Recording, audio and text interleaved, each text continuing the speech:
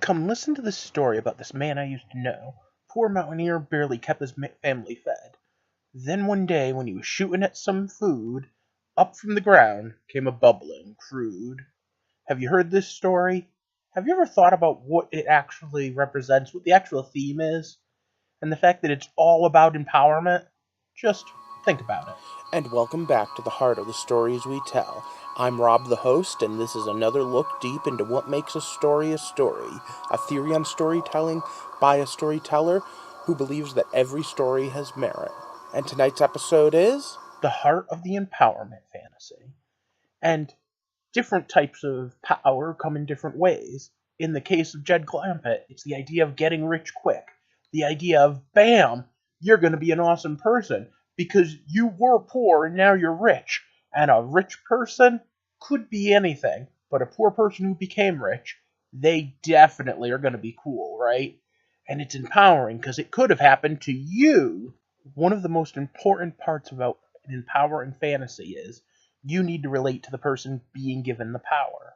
So, when we have people who are outcast, mistreated, and people who are looked down upon because of a circumstance of their birth, a lot of people can relate to that, being that outcast. What makes them an outcast gives them phenomenal cosmic power. Well, let's just say that's not the way it normally works.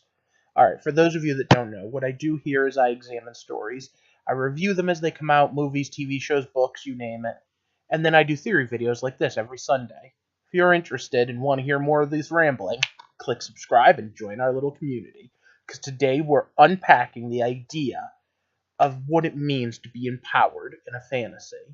And there's a lot of different types of stories we tell, and we kind of go through them haphazardly here and there. But for the most part, this comes in two forms: the rags to riches or the Cinderella story.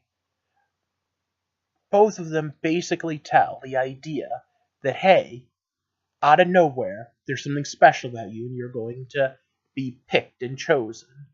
And let's be honest, Scream, even specifically, is an empowerment fantasy. It's an empowerment fantasy to someone like me, anyway. It basically shouts, hey, the guy over there that has all this weird trivia in his head about movies and TV shows. What if your skill set of knowing how things work in the movie saved lives? What if you were the smartest person in the room because of it? The Captain America movie said it best. Hey, you weak guy, you're going to be more important because you're strong. Because you see, strong people are strong, but they can overlook why they became strong or how they became strong. You were weak, so you're always going to appreciate that strength and use it to help people. I think there are good people that help people who are strong without the aid of drugs, buddy. But it goes to the heart of this, why it's so empowering. Because you see, the guy who was always strong, you can only relate to so much.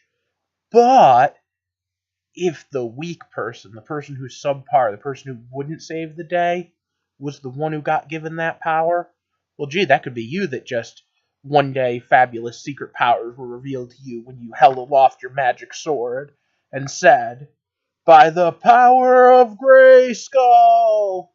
Yeah, alright, it made more sense in the modern version when he didn't look like a super rated up guy before. But let's be honest, even this Adam is pretty much in shape and knows what he's doing. He looks much better than I do, especially at that age. But don't worry, we have a lot more to cover, and superheroes are a big part of it. What if you're just every guy? What if you were just coming outside a bar and all of a sudden a ring came down to you and said, hey, you've been chosen to join the Green Lantern Corps? Or you got lost in the desert and all of a sudden you're told, hey, you get to be a superhero. Here you go, here's your tights, just don't lose the instruction manual. Now, of course, those things are ridiculous. Those things don't happen. But if they could happen to anybody, right? Maybe you, the audience member, could be that person who has that special je ne sais quoi.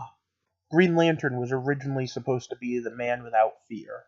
They changed it to being able to overcome fear, because the idea being that anyone could be afraid, and the only way to truly show bravery was to overcome it. So this introduces Jessica Cruz, who might as well have been this guy. See, she was agoraphobic. She was literally locked in her house until a ring that preyed on her fear took control of her. And because she was capable of overcoming that ring and saving a life, Jessica Cruz, welcome to the Green Lantern Corps. So Jessica Cruz, teacher lost in the desert, Harry Potter for that matter, or just about any of the other examples, Captain America, what do they all have in common? Well, they had nothing and then they rose. And because they had nothing, when they rose, they specifically were better at using their gifts because they knew what it was like not to have them, and they had that special quality. Thanks to Netflix, I recently watched a TV show based on a movie. It's called Limitless. Check it out on Netflix, totally worth it, even though it's only one season. And one of the reoccurring themes is this guy that pops these pills is better than everyone else that pops them. The pill gives you unlimited access to full use of your mind, so, the superpower of use 100% of your brain instead of 20%. Yes, I know that's a fallacy. It's just the story. So, okay, what makes this guy so special if these performance enhancing drugs exist in this world? And they even say that. Hey, you give a performance enhancing drug to someone and hey, they perform. Well, there's this woman, and she back engineers the drug and a whole bunch of other stuff. Watch it. Seriously, it's worth it. I won't go too much into spoilers. But there's an episode where the two of them are in Russia, and she postulates, there's something different about you. All the rest of us that have taken this drugs already had a certain level of intelligence, a certain amount of drive. You, on the other hand, well, and he's like, hey, look, even though I didn't take the pill yet, I know you just called me stupid and lazy. And yeah, that's his superpower. He's stupid and lazy, but because he's stupid and lazy, he knows all these random bits of trivia that when he becomes super smart, instead of hyper focusing like everyone else, he knows everything. Gee, kind of funny. Let's think about that for a second. The poor person gets rich and is better at being rich. The weak person gets strong and is better at being strong. The dumb person gets smart and is better than being smart. Why is that? Because at the end of the day, the empowerment fantasy is all about, hey, you audience member that nothing special is about. What if one day someone said, congratulations, you're a wizard? The fact that you grew up without magic might teach you why it is that magic is so much better, and might make you that special chosen one. And now, so far, we've mostly dealt with male empowerment fantasy, and it's easy enough to say that's all this is. But what about women? I want to talk about Gem for a minute. No, not that Gem, not that Gem.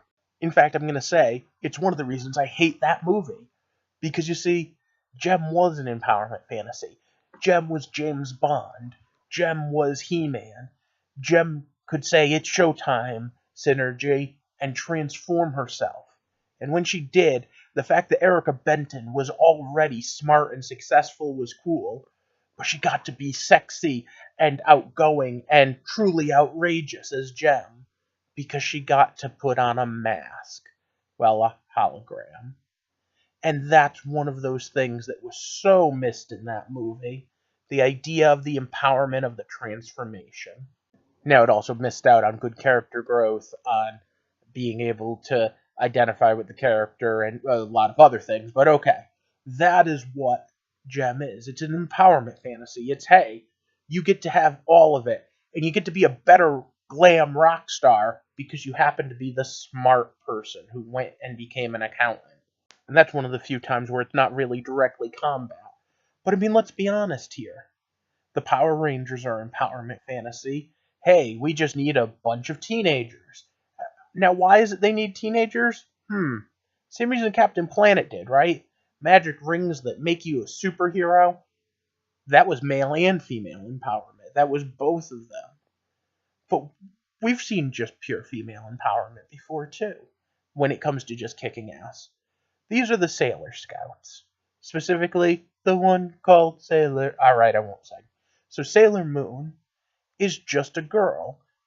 Just a high school student, really, who has problems with studying, who likes to gossip with her friends, and who is mostly concerned with what she looks like.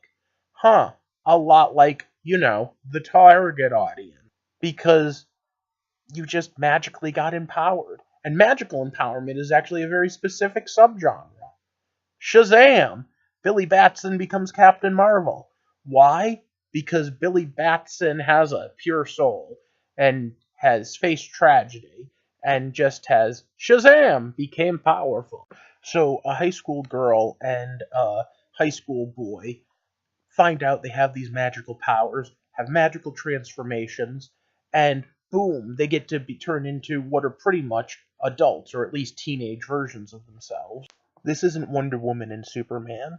This are kids who still have all of the kids' problems and all of the kids' moments of not understanding, but magically transformed in physical form, if not in mental. So it allows them to be empowered to be that kid. So now you don't have to relate to being a superhero. You can relate to being Billy, or you can relate to being Serena. And that's very different than other types of empowerment, but not 100% different. Let's remember that Peter Parker was just some nerd bitten by a radioactive spider. Years later, Miles Morales was just some kid bitten by a radioactive spider. And neither of them died of radiation poisoning and cancer. They just got abs. I mean, come on, if that's not one of the ultimate empowerment fantasies. Oh, I'm just a nerd and all of a sudden I get to be a superhero. And why waste time at the gym when the spider bite can give you abs? But alright, all of this started not with superpowers, although I spent a lot of time on it, but with money. The Beverly Hillbillies is all about the empowerment of, hey, look, this guy didn't think his way out into this. He just happened into all this money. And you notice that happens a lot in fiction. Just, hey, here's this money that you didn't really earn, but now is yours just to go do. But when you go to do things, even if you aren't the smartest person in the world, more common sense than them rich folks. And as such, you're a better person, and you know how to be a better person and how to do things better. Because, poor people make better rich people, right? And a rich person couldn't make a good poor person, could they? That's the opposite end of this. That's when the story goes the bad route, the man in the hole, when you lose everything. The same way the best strong man was once weak, the best way to teach a strong man how to deal with a problem without using his strength is to take it away from him. And I mean, when Delilah cut Samson's hair, or the riches to rags to back to riches of Arthur. I mean, there's a lot of stories that do this. Because again, one of those things that when we get to the heart of the story is all about trying to tell you, the audience, you're better because you're you. You're special. You're unique. You could be this person. But that's another video for another time. For right now, I just want to talk about why we want these empowerment stories. One, they feel good. They make you sit there and think you could be the person. And on the other hand, they often try to teach lessons. They like to try to remind you, hey, might for right, not might makes right. That sort of thing.